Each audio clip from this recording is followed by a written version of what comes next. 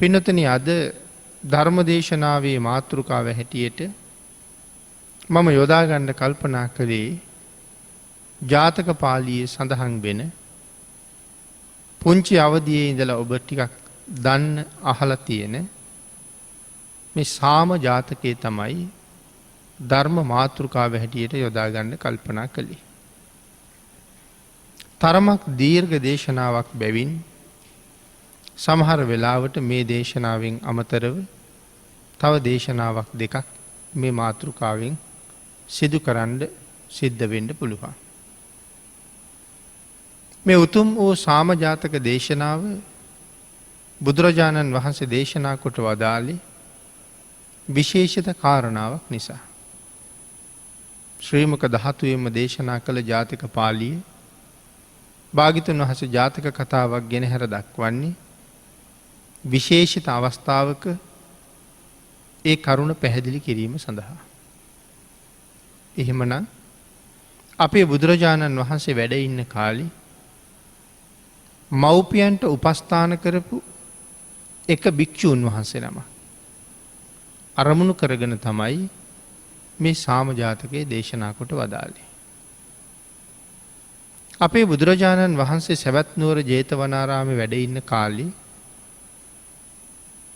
ඒ සැවැත් නුවර එක සිටු පවුලක් හිටියා. ඒ සිටු පවුලේ එක දරුවයි හිටියේ. මේ දරුවා කෙමෙන් කෙමෙන් හැදිලා වැඩිලා ලොකු මහත් වෙලා තරුණ වයසට ආවා. එක දවසක් තමන්ගේ මාලිගාවේ උඩුමහන් තලාවට නැගලා බලහම බොහොම පිළිවෙලට සුදු ඇඳගත්ත. තෙල් මල් අරගත්ත. වැල නොකැඩුන විශාල පෙරහැරක් වගේ පිරිසක් ගමන් කරනවා. මේ දරුවා විමසිලිමත් වුණා මේ අය කොහෙද මේ යන්නේ කියලා. මේ හැමෝම යන්නේ ජේතවනාරාමයට. බුදුරජාණන් වහන්සේගෙන් බණ අහන්න. මේ දරුවටත් හිතුණා මමත් යන්න ඕනේ බණ අහන්න. එහෙම හිතලා එයත් අවශ්‍ය දේවල් අරගෙන පිරිසත් එක්ක ගමනට එකතු වුණා.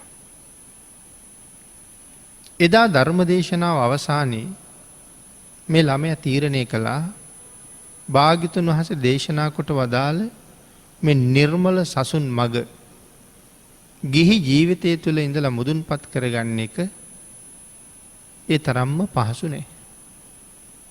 මට පැවිදි වෙන්න තිබුණොත් මේ මග මනාව මට ගමන් කරන්න පුළුවන්. එහෙම හිතලා බුදුරජාණන් වහන්සේ ළඟට ගිහිල්ලා දේශනාව අවසානයේ මතක් කළා ස්වාමීනි භාග්‍යවතුන් වහන්සේ මම මහාන කරන්න බැරිද කියලා. බුදුරජාණන් වහන්සේ ඇහුවා වගකිව යුතු අය කවුද ඉන්නේ? සඳහන් කළා භාග්‍යවතුන් වහන්සේ අම්මා තාත්තා දෙන්නම ඉන්නවා. බුදුරජාණන් වහන්සේ මතක් කළා මව්පියන්ගෙන් අවසර නැත්තම් මේ ශාසනය පැවිදි කරන්නේ නැහැ කියලා. එහෙනම් මං අවසර අරන් එන්නම් කියලා පිටත් වුණා. මව්පියන්ට කාරණාව දැන්නුවාම මව්පියෝ ඒකට කොහොමවත් එකඟ වුණේ නැහැ. පවුලේ ඉන්නේ එක දරුවයි. ඒ දරුවා පැවිදි කරාම මේ සිටු පවුල ඉස්සරහට ගෙනියන්න කෙනෙක් නැහැ. නමුත් දරුවා කියනවා මට මහාන වෙන්නම ඕනේ. දැන් මහාන වෙන්න දෙන්නේ නැහැ කියලා මෙයා උපවාසයක් පටන් ගත්තා. නොකා නොබී ඉන්නවා. දවසක් දෙකක් තුනක් ගත වුණා. මව්පියන්ටත් හරි දුකයි. අඬ කාරණාව කියනවා. බැරිතන යාළුවන්ටත් කිව්වා නෑදෑයන්ටත් කිව්වා ඕගොල්ලොත් කියලා බලන්න කියලා. යාළුවෝ නෑයෝ නෙමේ කවුරු කීවත් මේ හිත දැන් මහානකමටම නැමිලයි තියෙන්නේ. අන්තිමට නෑදෑයෝ සඳහන් කළා මෙහෙම හිටියොත් මේ දරුවා මැරෙනවා. මැරුණොත් අපට දරුවෙක් ඇත්තෙම නෑ. මහාන කළොත් අර ඉන්නේ අපේ හාමුදුරුවෝ කියලා කියන්න කෙනෙක් හරි ඉන්නවා. අපි මෙයා මහාන කරමු කියලා. මව්පියන්ගේ කැමැත්තත් ඇතුව බුදුරජාණන් වහන්සේ ළඟට ගිහිල්ලා පැවිදි වුණා. අවුරුදු කීපයක් මහා සංඝරත්නයේ යටතේ ශාසනය පිළිබඳව කරුණු කාරණා දැන ඉගෙන ගත්තා. ඊට පස්සේ බුදුරජාණන් වහන්සේට කතා කරලා මතක් කළා ස්වාමීනි භාග්‍යතුන් වහන්සේ මම ටිකක් ඈත ප්‍රදේශයකට ගිහිල්ලා තනියම ගුණ පුරන්න භාවනා කරන්න කටයුතු යොදා ගන්න තීරණය කළා. මට අවසරද කියලා ඇහුවා. බුදුරජාණන් වහන්සේගෙන් අවසර ලැබුණා. උන්වහන්සේ සවැත් නුවරින් බොහොම ඈත ප්‍රදේශයකට වැඩම කළා. යොදුන් ගානක් දුර වැඩම කරලා එක පිටිසර ගමක් ඇසුරු කරගෙන වන ලැබක කුටියක් හදාගෙන උන්වහන්සේ ශ්‍රමණ ධර්මය සම්පූර්ණ කරන්න බොහෝසේ මහන්සි වුණා. දැන් පිටත් වෙලා ගිහිල්ලා 12 අවුරුද්දක් විතර. මෙහි ගිහිල්ලා 12 අවුරුද්දක් විතර. නමුත් තවත් විශේෂ ඵලයක් නම් Tamanට හම්බුනේ නැහැ. මෙහෙම කාලෙ ගෙවෙනකොට සවැත් නුවරින් නික්මුණ තවත් එක භික්ෂූන් වහන්සේ නමක් කෙමෙන් වැඩම කරමින් මේ කුටියටම ළඟා වුණා. උන්වහන්සේ වැඩියට පස්සේ උන්වහන්සේ වෙනුවෙන් කළ යුතු ආගන්තුක වත් පිළිවෙත් ටික සම්පූර්ණ කළා. ඒ සියල්ලම ඉවර කරලා පසෙක වාඩි වෙලා වන්දනා කරලා අහනවා ස්වාමීනි කොහේ ඉඳලාද වඩින්නේ? උන්වහන්සේ සඳහන් කළා මම සවැත් නුවර කෙනෙක්. ස්වාමීනි බොහොම සතුටුයි. මමත් සවැත් නුවර. කොහොමද ස්වාමීනි බුදුරජාණන් වහන්සේ මේ දවස්වල සනීපෙන් වැඩ ඉන්නවද? මහා සංඝරත්නය බොහොම හොඳින් නේද? මෙන්න මෙහෙම ආගිය තොරතුරු බොහොමයක් ඇහුවා. අහලා අහනවා ස්වාමීනි මතකද අර සවැත් නුවර අහවල් වීදියේ සිටු පවුලක් ජීවත් වුණා. දැන් කොහොමද ඒගොල්ලෝ කියලා ඇහුවා. අර හාමුදුරුවෝ සඳහන් කළා අනේ ආයුෂ්මතුන් ඒ සිටු පවුල ගැන මොකවත් මගෙන් අහන්න එපා. උන්වහන්සේ ඇහුවා ඇයි ඒ සිටු පවුලේ දැන් නැහැ කවුරුවත්. මම දන්න හැටියට ඒ සිටු පවුලේ ඉඳලා තියෙන එක පුතෙක්. ඒ පුතා මීට සෑහෙන කලකට කලින් මහාන වෙලා. සිටු පවුල ඉස්සරහට ගෙනියන්න කවුරුවත් නැහැ. සිටුතුමාගේ කුඹුරියායවල් ඉඩකඩම් හේන් වැඩ කරපු මිනිස්සු කල්පනා කළා මේ ධනය ගෙනහිල්ලා සිටු ගෙදර ගොඩ ගැහුවා කියලා කවුද මෙවුවා බලන්නේ? කවුද මෙවගෙන් ප්‍රයෝජන ගන්නේ? ඒ හින්දා මේවා දෙන්න ඕනේ නැහැ කියලා වැඩ කරන අය ඒ ආදායම් තියාගත්තා. ගෙදර ඉන්න දැසිදස්සු වැඩ කරන අතරේ මාලිගාවේ තිබිච්ච වටිනා දේවල් හුඟක් අරන් ගියා. ඉතින් තිබිලා වැඩක් නැහැ මහ දෙන්න මරණයටපත් වුනහම මා විනාශ වෙනවා කියලා. අන්තිමට සිටු තුමාටයි සිටු දේවියටයි ජීවත් වෙන්නවත් මගක් නැහැ. ඉන්න ගේ දොර පවා විකුණා. කාලයක් තිස්සේ රං තැටිය වළඳපු සිටු යුවල දැන් වලං කබල් දෙකක් අරගෙන හිඟමනේ යනවා. මේ කරුණු කියනකොට ස්වාමීන් වහන්සේ ගැස් දෙකෙන් කඳුළු වැක්කිරෙනවා. අනික් ස්වාමීන් වහන්සේ ඇහුවා ඇයි කියලා. ඒ මගේ මව්පියෝ නිසා. එහෙනම් යන්න ගිහිල්ලා ඒ අයට උපස්ථාන කරන්න රැක බලා ගන්න කියලා කිව්වා. ස්වාමීනි කොහොමත් මම ඒක තීරණය කරලා තිබුණේ. මේ ජීවිතෙන් මට මේ ශාසනයෙන් ඵලයක් ලැබෙන එකක් නෑ වගේ. මව්පියොත් අසරණ වෙලා ඉන්න නිසා මං මේ ගමන යනවා කියලා උන්වහන්සේ පිටත් වුණා. පහුවදාම සෑහෙන දුරක් ගෙවාගෙන ඇවිල්ලා ජේතවනාරාමේ පිටිපස්සට තියෙන මාර්ගයට අවතීර්ණ වුණා. එක පැත්තකට ගියොත් ජේතවනයේට අනිත් පැත්තට ගියොත් සවැත් නුවර නගරයට. කල්පනා කළා සිවුරු ඇරලා අම්මා තාත්තා පෝෂණය කරන කාලේ වෙනකොට නැවත බුදුන් දකින්න අවස්ථාව එයිද දන්නේ නැහැ.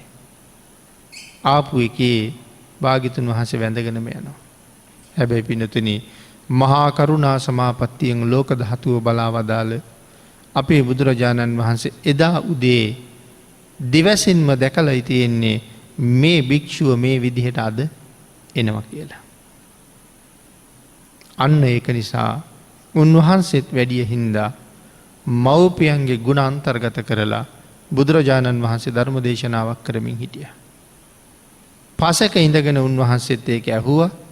ඒ දේශනාවේ භාග්‍යවතුන් වහන්සේ සඳහන් කළා පැවිදි වෙලා ඉන්න පුතෙකුට නමුත් තමන්ගේ අම්මටයි තාත්තටයි පිඬුසිඟා වැඩලා හරි ආහාර සපයලා දීලා පෝෂණය කළ යුතු වගකීමක් තියෙනවා කියලා.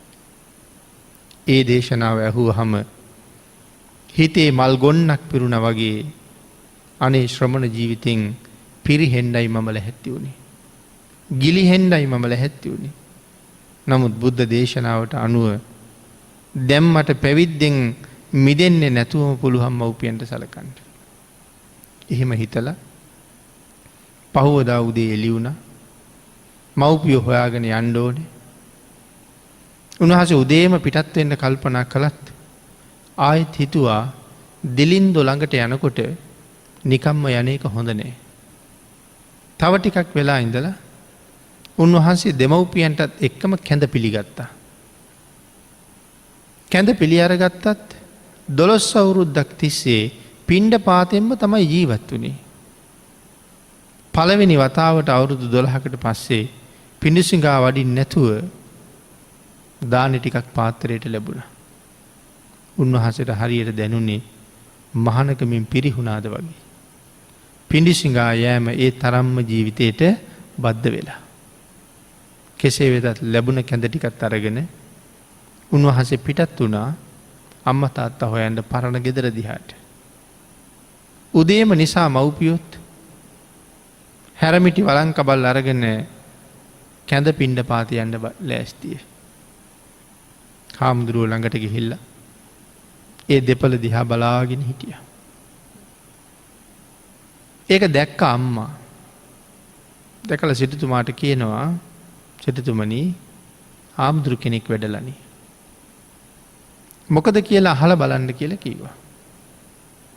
ස්වාමීනි උන්වහන්සේ පිණ්ඩපාතේ වඩින ගමන් වගේ. එහෙනම් ඉතින් අපි මොනවද දෙන්නද? උන්වහන්සේට තව ටිකක් ඉස්සරහට වඩින්න කියන්න. එහෙම කියහම ඒකත් ගිහිල්ලා කිව්වා. ඒත් යන්නේ නැහැ. ස්වාමීනි වඩින්නේ නැණි කියලා කිව්වා. ඒ වෙලාවේ සිටුතුමා සඳහන් කළා එහෙනම් බලන්න ඔබේ පුතාද කියලා. ළඟට ගිහිල්ලා තව ටිකක් විපරම් කළා. ඇත්තටම ඇවිල්ලා ඉන්නේ පුතා. ඒ අම්මා පුතාගේ පය පාමුල වැටිලා අඬන්න පටන් ගත්තා. ඒක ඇහුණ සිටුතුමාට. සිටුතුමත් ඇවිල්ලා අඬනවා. මව්පියන්ගේ කඳුළු වලින් ස්වාමින් වහන්සේගේ පතුල හේදිලා යනවා. ස්වාමින් වහන්සේගේ කඳුළු වලින් මව්පියන්ගේ පිට හේදිලා යනවා. තුන් දෙනාම සෑහෙන වෙලාවක් ඇඬුවා. අඬලා මේ පුතා හිත දැඩි කරගෙන අම්මා තාත්තා නැගිට්ටවල අර පාත්තරෙන් අරගෙන ආපු කැඳ ටික දෙන්නට බෙදලා දුන්නා. දවල් පිණ්ඩපාතේ වැඩලත් දානි ගෙනල්ලා දුන්නා. ස්වාමින් වහන්සේට පිඬුසිඟා වඩිනකොට සමහර දවස්වලට හම්බ වුණ පිරිකර ඒ ඇඳුම් ගෙනල්ලා කපලා අම්මටයි තාත්තටයි අලුත් ඇඳුම් අඳිනවා. ඒ දෙන්න අස් කරන පරණ ඇඳුම් උන්වහන්සේ ගෙනහිල්ලා චීත්ත සරං වගේ දේවල් කපලා මහලා හොදලා උන්වහන්සේ පඳු පොවන ඒවට. පඳු පොවලා ඒ පරණ ඇඳුම් උන්වහන්සේ පාවිච්චි කරනවා. දැන් බොහොම සතුටින් කාලේ ගෙවුණා. පුතත් ඉන්නවා මව්පියොත් ඉන්නවා. කාලයක් මෙහෙම යනකොට මේ ස්වාමින් වහන්සේට දානි ලැබෙන එක අඩු වෙන්න ගත්තා. අනේ දැන් මව්පියන්ට දෙන්න තරම් දෙයක්වත් නැහැ. දැන් හිතේ දුක හිතේ බර හොඳටම වැඩි. කල්පනා කරලා දැන් ස්වාමින් වහන්සේ හොඳටම කෙසඟ වෙලා. එක දවසක් පිණ්ඩපාතේ වඩිනකොට භික්ෂූන් වහන්සේලා පිරිසක් ඇහුවා ආයුෂ්මතුනි අසනීපයක්ද කියලා. නෑ කිව්වා. ශාසනයේ ඇතුලේ ඉන්න කැමැත්තක් නැද්ද උකටලී බවක්ද කියලා ඇහුවා. නෑ එහෙමත් නෑ. එහෙනම් පෙර බොහොම ලස්සන රූපයක් තිබ්බ පිරුණ ඇඟක් තිබ්බ ඔබ මේ තරම් වැහැරුණේ මොකක් හින්දද කියලා ඇහුවා. කාරණාව කිව්වා පිණ්ඩපාත කරලා අම්මයි තාත්තයි ජීවත් කරන භික්ෂුවක් මම. නමුත් මේ කාලේ දම්පැන් ලැබෙනවා බොහොම අඩුයි. මව්පියොත් බඩගින්නේ මං ඒ ගැන හිතලම තමයි මේ දුර්වල වෙන්නේ කියලා. මේ හාමුදුරුවරු බුදුරජාණන් වහන්සේට ගිහිල්ලා කියලා තියෙන්නේ අන්න අහවල් භික්ෂුව ශාසනයේ නමට හම්බ වෙන සිව්පසේ ගිහියන්ට දෙනවා කියලා. බුදුරජාණන් වහන්සේ පණිවිඩයක් කැරියා උන්වහන්සේට වඩින්න කියන්න කියලා. එදත් භාග්‍යවතුන් වහන්සේ ධර්මශාලාවට වැඩම කරලා මේ භික්ෂූන් වහන්සේත් ගිහිල්ලා ධර්මශාලාවේ වැඩ හිටියා. අපේ බුදුරජාණන් වහන්සේ ඒ භික්ෂූන් වහන්සේට කතා කළා. මහණ මේ කියන කතාව හැබෑද? එහෙමයි ස්වාමීනි.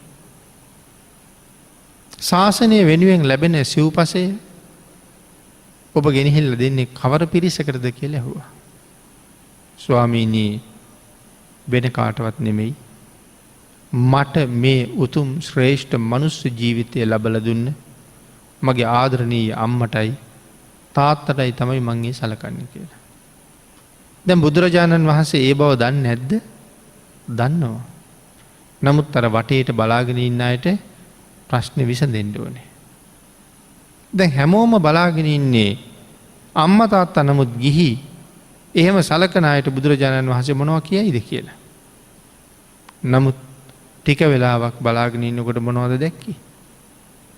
අපේ බුදුරජාණන් වහන්සේගේ මේ ශ්‍රී හස්ත ධාතුව. බුදුරජාණන් වහන්සේගේ ශ්‍රී හස්තය අපේ වගේ නෙමේ රවුම්. අපේ පැතලි භාග්‍යවතුන් වහන්සේගේ තනි රවුම්. මේ රන්වන් ගොබ දෙකක් වගේ රිදී ගොබ දෙකක් වගේ නැත්තම් භාග්‍යවතුන් වහන්සේගේ ශ්‍රී හස්ත ධාතුන් දෙක එකතු වුණා. දෝත නගලා 3 වතාවක් සාදුකාර පැවැත්තුවා. සාදු සාදු සාදු මහණේ ඔබ මම පෙර ගිය මග යන කෙනෙක්. මමත් පෙර ඔහොමයි. මං කවදාවත් මව්පියවත් හරින්නේ. අද ඔබත් ඒ මගට ඇවිල්ලා. මට හරි සතුටුයි. භාග්‍යවතුන් වහන්සේ මේ කාරණාව පැහැදිලි කරන්න ජාතක කතා ගණනාවක් දේශනා කළා. ඒ ජාතක කතාවලින් එකක් තමයි මෙන්න මේ සාම ජාතකය කියලා කියන්නේ. සාම ජාතකයේ මම මුලින් සඳහන් කළා පොඩි කාලේ ඉඳලම අහලා තියෙනවා. නමුත් අපි දන්නවට වඩා හරි ගැඹුරු ධර්මාර්ථයක් මේ සාම ජාතකයේ ඇතුලේ තියෙනවා. මව්පියන්ට සැලකීම තමයි මෙතන මූලික කාරණාව කතා කරන්නේ. අපේ බුදුරජාණන් වහන්සේ මව්පියන්ට සැලකීම මොනතරම් අගය කළාද? මව්පියන්ට සැලකීම සම්බන්ධයෙන් කොයිතරම් කරුණු දේශනා කළාද? මව්පියෝ කියන අය මොනතරම් වටිනවද? භාග්‍යවතුන් වහන්සේක තැනක සඳහන් කළා අපිට කවදාවත් අම්මගේ ණය ගෙවන්නත් බෑ තාත්තගේ ණය ගෙවන්නත් බෑ. මේ මුළු පොළොව තලයේම තනිකරම සත්‍රුවන් වලින් පුරවලා අම්මයි තාත්තයි ඒ මත ඉඳවලා අම්මේ තාත්තේ මේ මුළු පොළොව තලයේම වහලා තියෙන සත්‍රුවන් ඔය දෙන්නටයි මට ජීවිතය දුන්න ණය ගෙවෙනව නේද කියලා ඇහුවොත් ඒ ණය ගෙවන්න ඒ ධනස්කන්ධයට පුළුවන්කමක් නැහැ. හේතුව තව උදාහරණයක් දේශනා කළා. එක දරුවෙක් තමන්ගේ අම්මා තියාගන්නවා එක උරපත්තක. තාත්තා තියාගන්නවා අනික් උරපත්තේ. අවුරුදු 100ක් අම්මයි තාත්තයි ඉන්නේ කර උඩ. කෑම කන්නේ කර උඩ. වතුර බොන්නේ කර උඩ. නිදාගන්නේ කර උඩ. නාවන්නෙත් කරේ තියාගෙන ඒ දෙන්න මුත්‍රා කරන්නෙත් කර උඩ, ඒ දෙන්න මල පහ කරන්නෙත් කර උඩ. ඒ සියල්ලමත් සෝදගෙන පිරිසිදු වෙලා මව්පියොත් නාවලා පිරිසිදු කරලා උයල කවල පෝලා මේ සේරම කරනවා මව්පියෝ දෙන්න ඉන්නේ කර උඩ. දේශනා කරනවා ඒ තරම් කැපකිරීම අවුරුදු 100ක් තිස්සේ කරලා අම්මයි තාත්තයි බිමින් තියහම බුද්ධ දේශනාවේ තියෙන්නේ ඒ දරුවා මව්පියන්ට සැලකුවා මදි කියලා. අපිට මේ කාරණාව හිතා ගන්නවත් පුළුවන්ද? එච්චර සලකලත් මදි කියලා තමයි දේශනා කරලා තියෙන්නේ. එහෙමනම් මේ සැලකීම ඉවර කරන්න පුළුවන් වෙයිද? හේතුව මොකද්ද? හේතු ගණනාවක් තියෙනවා. අපිට මේ ලෝකේ වටිනාම සම්පත මොකද්ද? මට මේ ලෝකේ වටිනම දේ. හැම කෙනෙකුටම වටිනාම දෙයක් තියෙනවා. ඒ තමයි ජීවිතය. තමන්ගේ ජීවිතය. මේ ලෝකේ වෙන කිසිම දෙයකට අපි එච්චර කැමති නැහැ. එහෙම තවත් දෙයකට කැමතියි කියනවා නම් ඒක බොහෝ වෙලාවට මහමුසාවක්. තමන්ට තරම් වෙන ලෝකේ කාටවත් ආදරයක් නැහැ. මේ ලෝකේ තව බොහෝ සම්පත් තියෙනවා. අපේ තණ්හාවක් තියෙනවා. අපිට ඉඩම් වලට තණ්හාවක් තියෙනවා. අපිට මුදල් වලට තණ්හාවක් තියෙනවා. අපිට රං රිදී මුතු ආභරණ වලට තණ්හාවක් තියෙනවා. අපිට යාන වාහන වලට තණ්හාවක් තියෙනවා. හොයාගත්ත ධනස්කන්ධයට තණ්හාවක් තියෙනවා. ඒවා නිකරුණේ දෙන්නේ නැහැ කාටවත්. හැබැයි ඒ සල්ලි මිල මුදල් රං රිදී මුතුමැණික් වලට වඩා තණ්හාව තියෙන තවත් දෙයක් තියෙනවද? තවත් දෙයක් තියෙනවා. ඒ ඔක්කොටම වඩා තණ්හාවක් තියෙනවා තමන්ගේ අතපයවලට, තමන්ගේ ඉන්ද්‍රියන්ට. ඒ බව තේරෙන්නේ නැද්ද අපිට ජීවිතේ? තේරෙනවා. අපි හිතන්නේ වැඩි. දැන් අපි කියමු කාගේ හරි කකුලක ආබාධයක් ආවා. නැත්නම් අතක ආබාධයක් ආවා. දැන් කකුල සනීප කර ගැනීම වෙනුවෙන් ඉස්සරලම බැංකුවේ තියෙන සල්ලි වියදම් කරන්නේ නැද්ද? ලක්ෂ ගණන් වියදම් කරනවා. මොකටද? කකුල සනීප කරගන්න. දැන් සල්ලි ඉවරයි. ඊට පස්සේ මාල දෙකක් විකුණනවා. වලලු දෙකක් විකුණනවා. ළඟ තියෙන මේ මාල වලලු විකුණලා දැන් බේත් කරනවා. දැන් ඒවත් ඉවරයි. ඊට පස්සේ ඉඩමක් දෙකක් විකුණනවා. නමුත් තාම කකුල සනීප නෑ. දැන් ඉඩම් විකුණපු සල්ලිත් ඉවරයි. ඊට පස්සේ කෙනෙක් අදහසක් දෙනවා, කල්පනා කරනවා ඉන්දියාවේ ගියොත් නම්, සිංගප්පූරුවේ ගියොත් නම් මේක සනීප කරගෙන එන්න පුළුවන් වෙයි. හැබැයි ඉතින් සල්ලි වැඩිපුර යනවා. ඒක ගැන හිතන්නේ කකුල වටින හින්දා. වාහනක් තියෙනවා නම් 2-3ක් විකුණනවා. ඒ සල්ලිත් අරගෙන පිට රට යනවා. දැන් ඉඩ කඩන් වාහන ඔක්කොමත් ඉවරයි. සමහර වෙලාවට ඉන්න ගේත් උකසට තියලා. කකුල වෙනුවෙන්. හැබැයි එහෙනුත් කකුල සනීප වෙන්නේ නැහැ. ආයේ එනවා ලංකාවට. ලංකාවට ආවම දොස්තර මහත්තයා බලලා කියනවා දැන් නම් කාරණාව දිගදුර ගිහිල්ලයි තියෙන්නේ. තවත් මේ කකුල මෙහෙම තියා හිටියොත් ජීවිතයට හානි වෙන්න තියෙන ඉඩ වැඩි කියලා. ඒක හින්දා ජීවිතේ රැක ගන්න නම් දැන් මොකද කරන්න ඕනේ? කකුල කපන්න වෙනවා. දැන් බලන්න මුළු ශේෂතම ඉවරුනේ මොකක් වෙනුවෙන්ද? කකුල වෙනුවෙන්. දැන් කකුලත් කපන්න වෙලා. දොස්තර මහත්තයා අපිට කොලයක් දීලා යනවා. මොකද කරන්නේ? කකුල අයින් කරන්න කැමති නම් මේක අස්සම් කරලා තියන්න. ඊළඟට දොස්තර මහත්තයා එනකොට අස්සම් කරලා නැද්ද? අස්සම් කරලා. කකුල තවත් තිබ්බොත් ජීවිතයට බලපානවා නම් කකුල අයින් කරන්න කැමති. අර නැති වෙච්ච දේවල් ගැන හිතන්නේ නැහැ. එහෙනම් දැන් වැඩියෙන්ම තණ්හාව තියෙන මොකේටද? ජීවිතේට. වැඩියෙන්ම තණ්හාව තියෙන්නේ තමන්ගේ ජීවිතයට. එහෙනම් වැඩියෙන්ම ආදරේ තියෙන්නේ තමන්ගේ ජීවිතයට. වටින්නේ ඒක මට දුන්නේ කවුද කියන එක. එහෙම නේද? මම මේ තරම් කැමති වස්තුව මට දුන්නේ කවුද කියන එක. ඒක දුන්නේ අම්මා. ඒක දුන්නේ තාත්තා. එහෙනම් මේ ලෝකෙ මට වටිනාම දේ දුන්න මේ දෙන්න වෙනුවෙන් මං මොන තරම් කැපකිරීම කරන්න වෙයිද? මං මොන තරම් ඒ දෙන්නට සලකන්න වෙයිද? ජීවිතේ දෙනකොට තව කීයක් දේවල් දුන්නද? අපි ඒ හිතන්නකෝ. සමහර වෙලාවට මෙතෙන්ට කවුරු හරි හතුරු පිරිසක් ඇවිල්ලා ඒගොල්ලෝ ලැහැත්තිය අපිට වහපොවන්න. කවුරුවත් වහපොවන්ට ලේසියෙන් කට ඇරලා ඉඩ දෙයිද? ඒක නම් වෙන්නෙම නැහැ.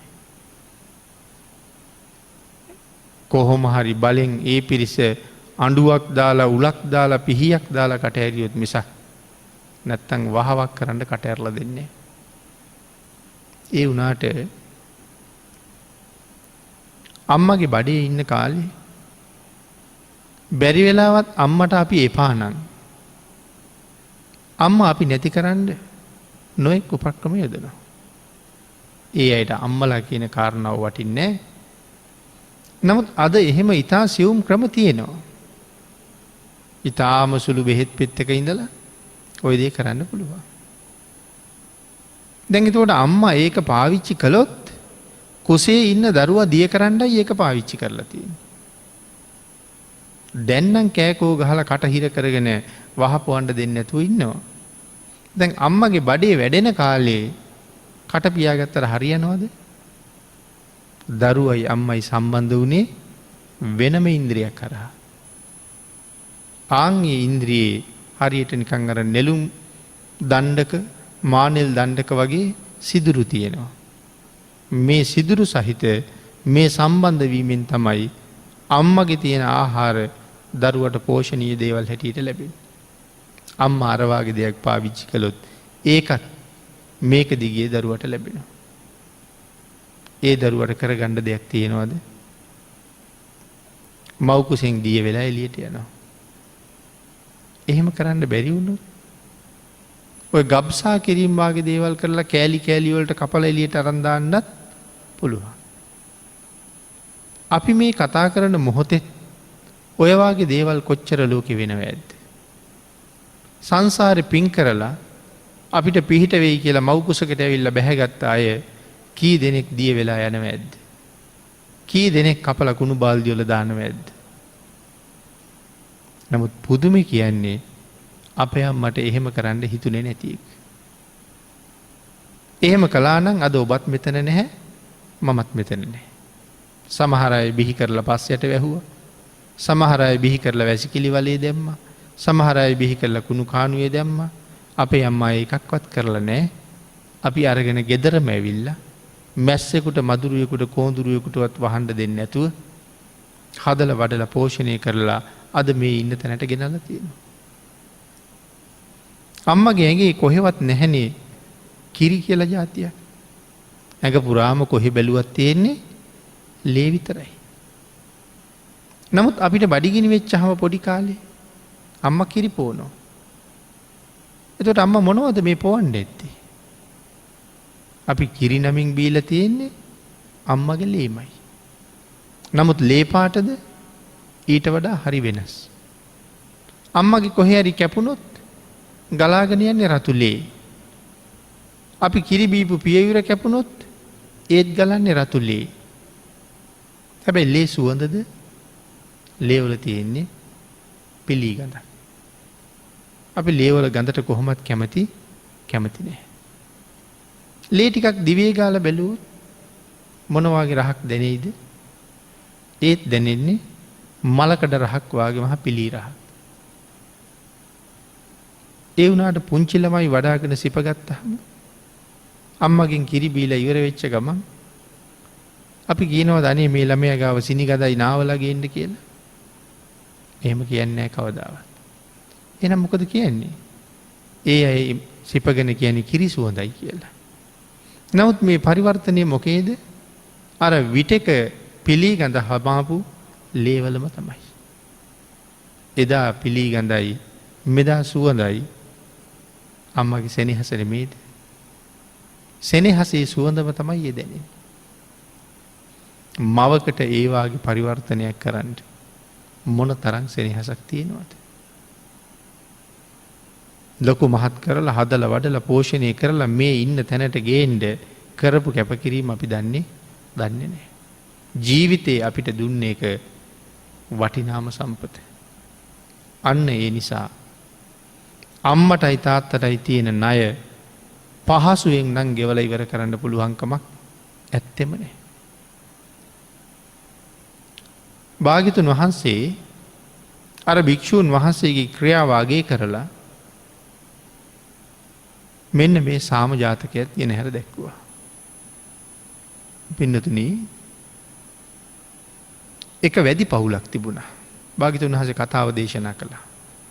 මහණ ඔබ පෙර මම ගිය මග යන කෙනෙක් කියලා දේශනා කළේ. භික්ෂූන් වහන්සේලා ආරාධනාවක් කළා ස්වාමීනි මේ කතාව අපිට දේශනා කරන්න කියලා.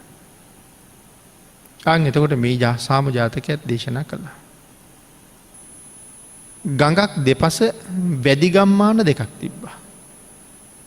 එක වැදිගමක 500ක් පිරිසක් හිටිය එක ගමක. ගම් දෙකේම 1000යි. මේ ගම් දෙකේම ඉන්නවා නායක පවුල් දෙකක්. ඒ නායක පවුලේ පිරිස දවසක් සාකච්ඡා කළා මගේ ගෙදර දුවක් ඉපදුනොත් ඔබට පුතෙක් ඉපදුනොත් මගේ දුව ඔබේ පුතාට විවාහ කරනවා.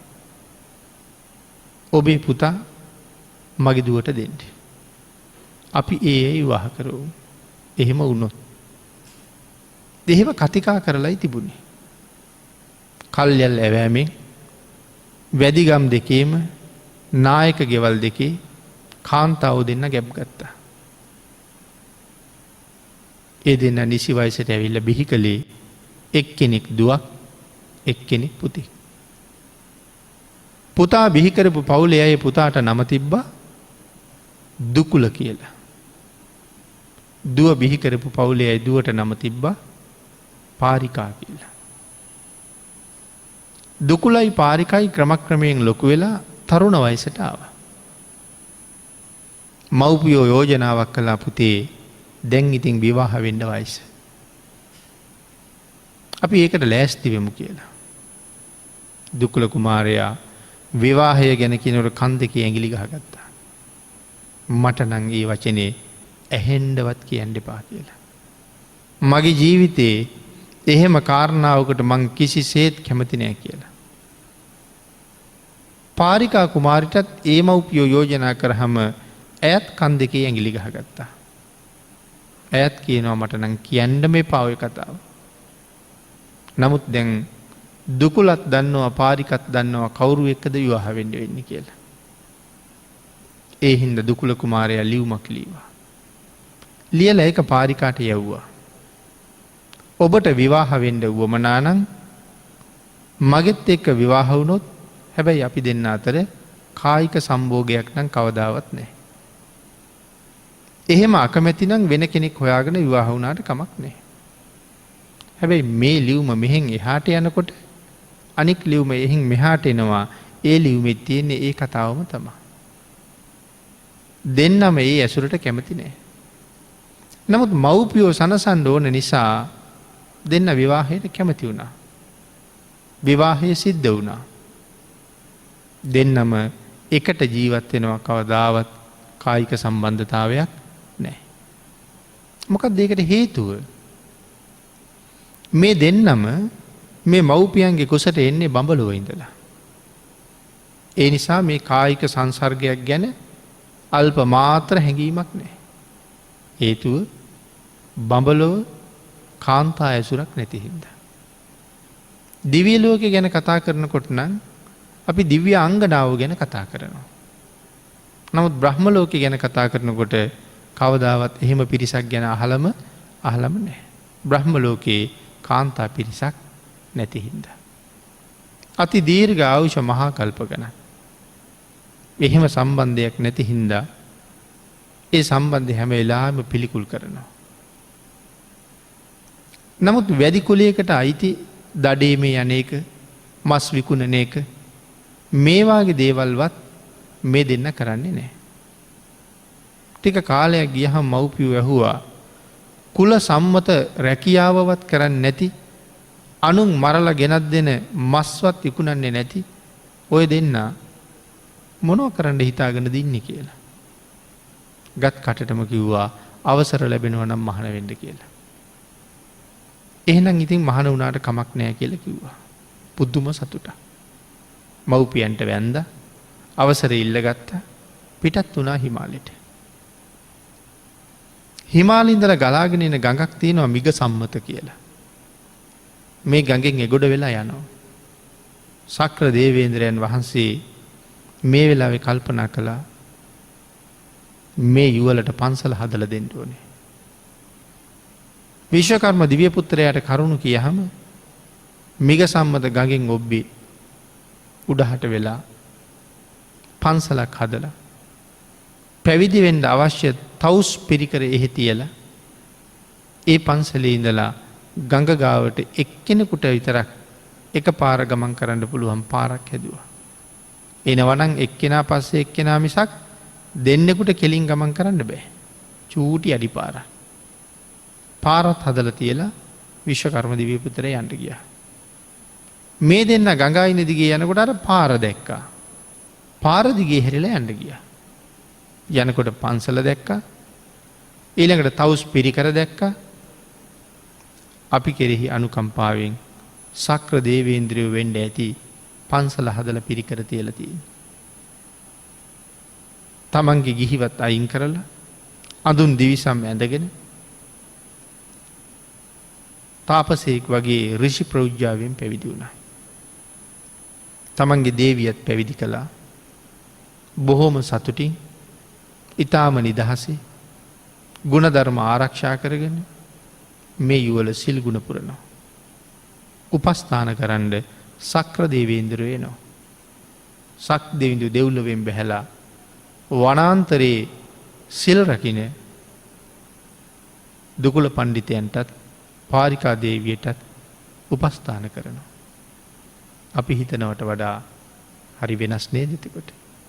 උපස්ථානෙට ඇවිල්ලා ඉන්නේ දෙවියෝ. දෙවියෝ එහෙම එයිද? දෙවියෝ එහෙම එන්නේ කොහොම අය ගාවටද කියන කාරණාව අපිට සාකච්ඡා කරන්න තියෙනවා. නමුත් ධර්ම දේශනාවට තියෙන කාලය නිමා වෙලා තියෙන නිසා අපි මේ උතුම් ධර්ම කාරණාව පිළිබඳ සාකච්ඡාව පළවෙනි දේශනාව හැටියට මෙතනින් නිමා කරමු. මෙහි ඉතුරු කොටස ඊළඟ දේශනාවේදී සාකච්ඡා කරන්න ඉඩ ඉතුරු කරමු.